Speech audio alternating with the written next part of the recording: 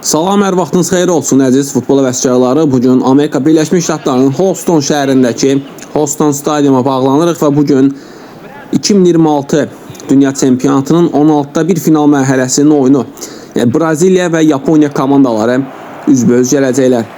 Və bu maraqlı oyunu CBC Sportun canlı yayımında sizə mən Elvin Nəzirov şərh eləyəcəm.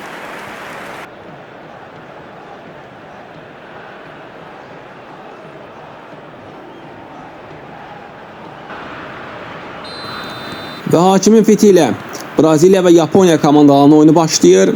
Hər iki kluba uğurlar arzuluyuruq.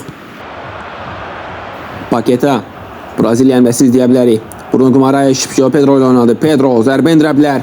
Endirir zərbəsini Zion Suzuki. Rapinha içəri doğru qaldırmaq istədi. Hiroki Ito ötürmənin qarşısını kəsir. Ayesa Ueda karşısında 2 Braziliya futbolcusu var. Ueda necə mükəmməl pas ötürdü. Maeda fərqlənə bilərdi. Bento imkan vermir. Neymar. Yəni gözəl hərəkətlər Neymardan. Çox gözəl irəliləyir. Guimaraes görə bilər. Gördü Guimaraes. Boş qapını ara vurur. Bruno Guimaraes. Neymarın əziyyətini yerə vurdu demək olar.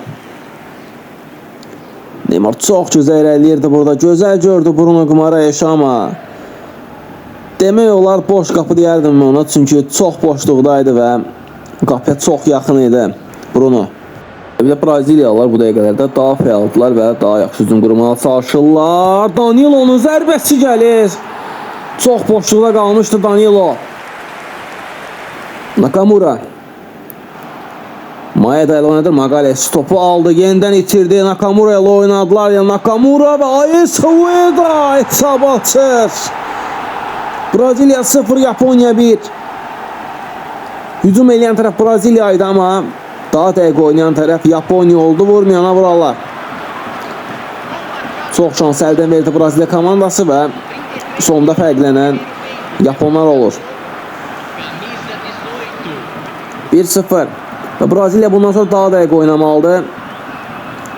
İndiyənə qədər çünki dəqiq oynamadılar və qapılarında qolu gördülər.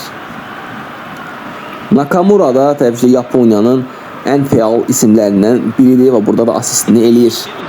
Japonlar pressingi artırıblar. Goldan sonra Ueda'dan mükəmməl pas Maeda'ya. Maeda top direğə dəydi Maeda'nın zərbəsindən sonra. Kubo. Mükəmməl pas gəldi Ritsudo'na. Ritsudo'n dirək. Yenə direğə dəyir. Bu dəfə də bəxti gətirir Braziliyalıların. Nakamura. Maeda ile oynadı Maeda. İçəriyə doğru ötürü topu. Ayesa Ueda. Yenə dirək. Yenə dirək. Buna oyundu. Braziliyanın bugün 3 dəfə bəxti gətirir. Top 3 dəfə dirəyə dəydi. Təbii ki, gol vurmaqsa daha dəqiq oynamalıdır Braziliya komandası. Rapinha qarşısında Nakamura var. Nakamura mükəmməl kesti. Paketanı görəcəyimi gördü. Paketa qapçının üstünə vurur topu. Təcrübəsizliyi var sanki burada. Son hücum şansı ola bilər Braziliya üçün Rapinha. Paketanı görür. Paketa. João Pedro oynadı. Pedro.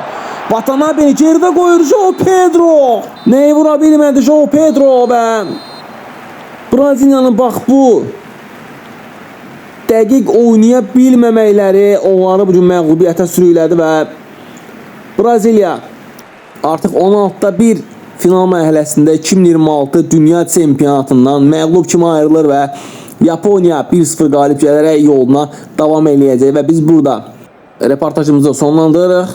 Bu gözəl oyunu sizə mən Elvin Nəzirov şərh etdim. Gələn bəy gözəl oyunlarda görüşənə qədər sağ olun, salamat qalın, futbolsuz qalmayın.